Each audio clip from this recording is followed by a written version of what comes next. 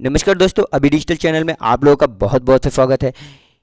इस वीडियो के माध्यम से मैं आज क्या बताने जा रहा हूं, आप इसे देख के समझ ही गए होंगे। जैसे कि आप देख रहे इकोनॉमिक सर्वे 2019 आर्थिक जनगणना के बारे में, जैसे मैं बताऊंगा आप लोगों को आर्थिक जनगणना के बारे में। ये इससे पहले आप जान लीजिए सीएफई की सबसे घटिया सर्विस क्या है। सीएफई की सबसे घटिया सर्विस, सीएफई में बहुत सर्विस लाइव है, लेकिन क्या ये सर्विस आनी चाहिए या नहीं आनी चाहिए। तो आधार की सर्विस जब तक ना आए तब तक काम न करें। तो आप भी देख लीजिए जैसे कि क्या काम नहीं करना है, किसके बारे में मैं बोल रहा हूँ, आपको समझ ही गए होंगे इतना में तो। लेकिन जैसे कि आप देख रहे हैं इकोनॉमिक सर्वे के बारे में मैं बात कर रहा था। इकोनॉमिक सर्वे तो यहाँ पे जैसे ही आते हैं, सभी बीएलई भाइयों ने रजिस्ट्रेशन किया है, सभी बीएलई भाइयों ने सोचा कि अच्छे खासा इनकम होगा जो कि इकोनॉमिक सर्वे से होगा।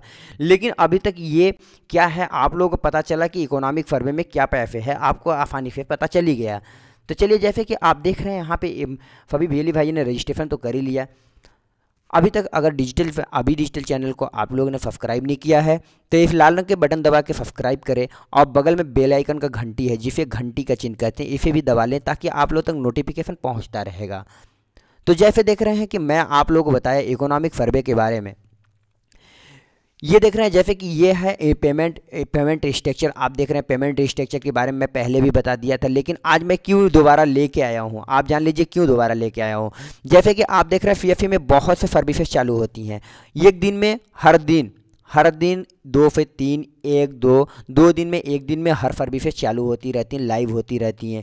लेकिन क्या आपने देखा आधार की सर्विसेज जो थी क्यों बंद कर दी गई, क्यों लाइव ये थी जो कि बंद कर दिया गया है, लाइव क्यों दोबारा नहीं हो रहा है, आप भी जान लीजिए। जैसे कि डिजिटल इंडिया के बारे में कहा जाए तो डिजिटल इंडिया में रविशंकर सर ने बहुत से सर्विसेज तो लॉन्च किया, बहुत से सर्विसेज तो लाया, लेकिन क्या आधार की सर्विसेज क्यों नहीं ला रहे हैं, क्या है, क्या दिक्कतें आ रही हैं। तो इसी के बारे में मैं आज बात करूंगा आप लोगों को। इकोनॉमिक सर्वे के बारे में तो मैं बता रहा हूं। जैसे कि पेमेंट स्ट्रक्चर आप देख रहे हैं, पेमेंट स्ट्रक्चर जैसे देख रहे हैं, इन्वेटर पेमेंट का आप स्ट्रक्चर देख रहे हैं। इन्वेटर का मैं बताऊं तो इन्वेटर में जो भी कैंडिडेट इन्वेटर बन के किसी घरों में, सभी घरों में जा के जनगणना करना है, यानी डाटा एकत्रित करना है।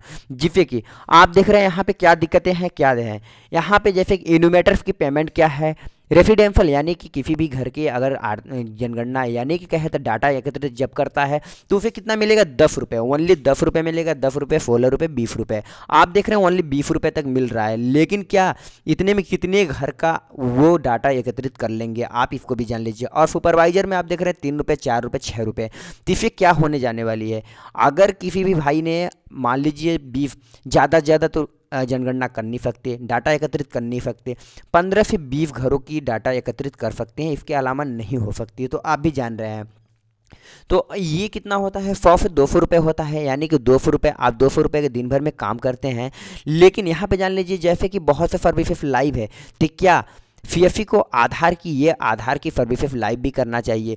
आधार की सर्विसेज क्यों हटा दिया गया, नहीं हटाना चाहिए। सीएफई ने सीएफई एक प्राइवेट सेक्टर की है, जो कि ये सर्विसेज क्या करती है कि ये गवर्नमेंट सर्विसेज को लेती है और अपने पोर्टल पे चढ़ा देती है, जो अपने ये वेबसाइट पे चढ़ा देती है, अपलोड कर देती है। इससे क्या होता है कि सीएफई को बहुत ही बड़ी मुनाफा होती है। जैसे आर्थिक जनगणना के बारे में बात करें, इकोनॉमिक सर्वे के बारे में बात करें, तो सीएफई को कहीं ना कहीं ज़्यादा मिल रहा है पेमेंट। लेकिन हमारे बीएलई भाई, हमारे सुपरवाइजर, हमारे क्या कहते हैं इन्वेटर यानी ऑपरेटर को कितना दे रहे हैं, बहुत ही कम रेट दे रहे हैं। जिससे कि आप समझ लीजिए कि 200-300 में क्या आज की डेट में 200 रुपये पर डे करना क्या होता है।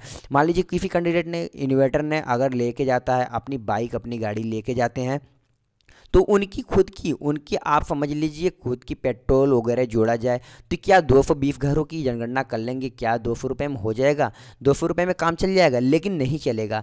यहीं पे आ रही है आधार की मुद्दा, आधार के। तो आप भी देख लें, जब तक ये आधार की सर्विसेज चालू न हो तब तक आप इसको मुद्दा बना लीजिए, आधार की सर्विसेज। जैसे कि पहले लाइव था, बहुत बीएलई भाइयों ने आधार की किट खरीद ली थी, आधार की मशीनें 1 से 1.5 लाख रुपए इन्वेस्टमेंट कर लिया था।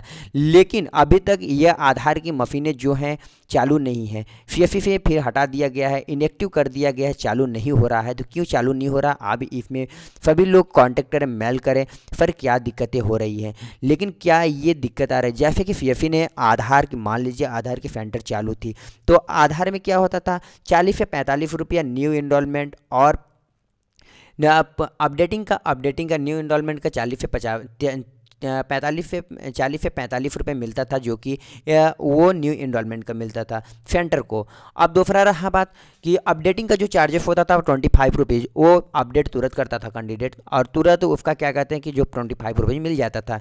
लेकिन इससे क्या होता था कि FFE VLE भाइयों का हमारे जो अपने सेंटर पर लगाए थे उनका कहीं ना कहीं अच्छा खासा चल रहा था, 300 से 400 रुपये पर डे की इनकम हो जाती थी। और 1 से 1.5 लाख की आप सोच लीजिए इन्वेस्टमेंट कर, फिर 300 से 400 कर रहे थे। लेकिन यही भी आप देख लीजिए, क्योंकि वो तो सही था क्योंकि इन्वेस्टमेंट किए, लेकिन क्या था वहाँ पे अपने सेंटर पे ही एकत्रित थे, वो कहीं दौड़ धूप के नहीं जा रहे थे।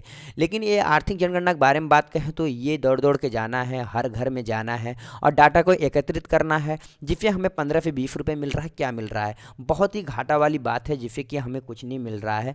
तो आप आधार की सेंटर को चालू करवाने के लिए हर कोई मेल करें, रिक्वेस्ट करें, जिससे कि आधार, जब तक आधार चालू न हो तो FFE VLE भाइयों ने सभी लोग त्याग दें कि आर्थिक जनगणना का काम हमें नहीं करना है, जिससे कि FFE को आधार का काम चालू कराना ही पड़ेगा।